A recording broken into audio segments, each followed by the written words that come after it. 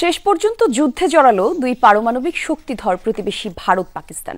মধ্যরাতে ভারতের ক্ষেপণাস্ত্র হামলায় প্রাণ গেছে শিশুসহ অন্তত ২৬ পাকিস্তানি নাগরিকের, আহত অর্ধশতাধিক। অপারেশন সিন্দুর নামের এই অভিযানে ২৪ দফায় টার্গেট করা হয় পাক নিয়ন্ত্রিত কাশ্মীরের রাজধানী সহ অন্তত ৯টি স্থান। জবাবে পাকিস্তানের হামলায় নিহত হয়েছে ১০ ভারতীয়। রাফাল সহ ভারতের ৫টি যুদ্ধবিমান ধ্বংস করেছে পাকিস্তান।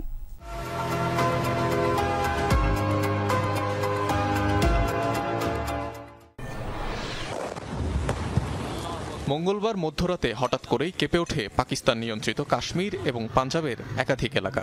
বিস্ফোরণের বিকট শব্দে প্রকম্পিত হয় মুজাফফরাবাদ, কোটলি, বাহাওয়ালপুর সহ অন্তত ৯টি স্থান। এসব এলাকায় একযোগে ক্ষেপণাস্ত্র হামলা চালিয়েছে ভারত।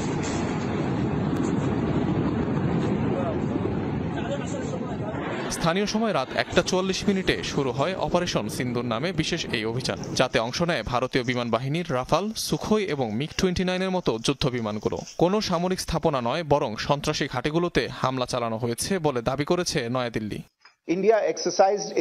আপনারা সবাই অবগত, ভারত তার জবাব দেওয়ার অধিকার প্রয়োগ করেছে, যার মূল লক্ষ্যই ছিল সীমান্তের ওপারে থাকা জঙ্গি আস্তানার নির্মূল করা। পেহেলগামে সন্ত্রাসী হামলার প্রেক্ষাপটে নয়াদিল্লির এই অভিযান। হামলার সময় ভারতের ৫ যুদ্ধবিমান ভূপাতিতের দাবি করেছে পাকিস্তান। ৩টি রাফাল সহ সেগুলোর মধ্যে রয়েছে ২টি মিগ ও সুখোই সিরিজের যুদ্ধবিমান। ধ্বংস করা হয়েছে একটি ড্রোনও। বন্দী করা হয়েছে যুদ্ধবিমানগুলোর পাইলটদের। দাবি ইসলামাবাদের। কাপুরুষোচিত হামলা আখ্যা দিয়ে প্রতিশোধের হুঁশিয়ারি দিয়েছে দেশটি। নিরীহ বেসামরিকদের লক্ষ্য করে কাপুরুষের মতো হামলা চালিয়েছে ভারত। তার উপর বেপরোয়া বিবৃতি দিয়েছে। পাকিস্তানের জনগণের পূর্ণ সমর্থন নিয়ে শত্রুদের উপযুক্ত জবাব দেওয়া হবে।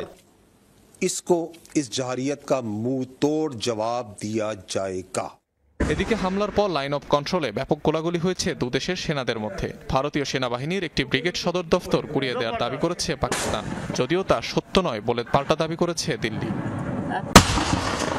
অনিক রহমান, যমুনা নিউজ।